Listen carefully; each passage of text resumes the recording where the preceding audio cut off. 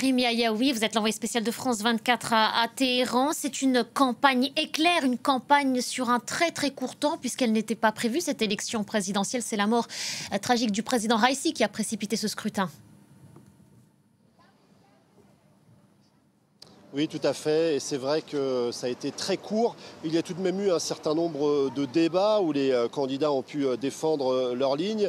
Mais on ne peut pas parler de ferveur autour de ce scrutin. On a vu notamment des jeunes qui estiment que ça ne changera pas la donne, quel que soit le candidat qui sort de cette élection, qui sort victorieux de cette élection.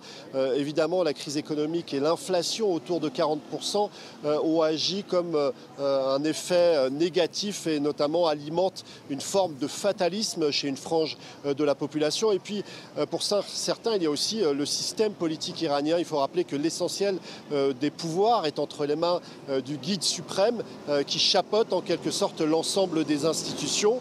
Mais tout de même, le choix, ou en tout cas l'élection d'un président réformateur ou d'un président conservateur aurait tout de même une forme d'influence, puisqu'il y aurait une tonalité différente, que ce soit un réformateur qui l'emporte ou que ce soit un conservateur qui l'emporte, notamment dans un contexte international d'extrême tension. Les mots et la tonalité du nouveau visage du président iranien auraient évidemment tout de même une forme d'influence. Et à quoi peut-on s'attendre, Karim, quant à la participation à ce scrutin ? Alors la participation pourrait être un petit peu plus importante que lors des scrutins précédents. On a vu que lors des législatives, elle était assez faible.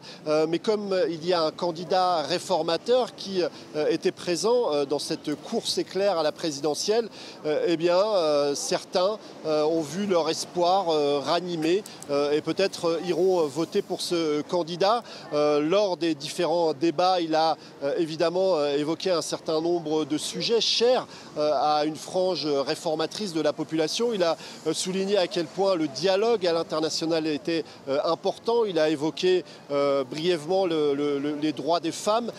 Et puis il faut rappeler que ce candidat réformateur a aussi affiché le respect qu'il a pour le guide suprême.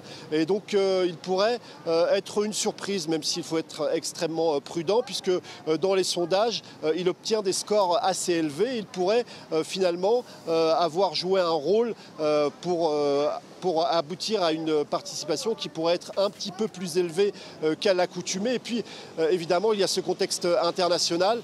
Tous les candidats évoquent le retour de Donald Trump au pouvoir et tous se disent prêts à en découdre, en tout cas prêts à lui faire face dans les prochains mois. Merci beaucoup, Karim. Karim Yayaoui, envoyé spécial de France 24 en Iran.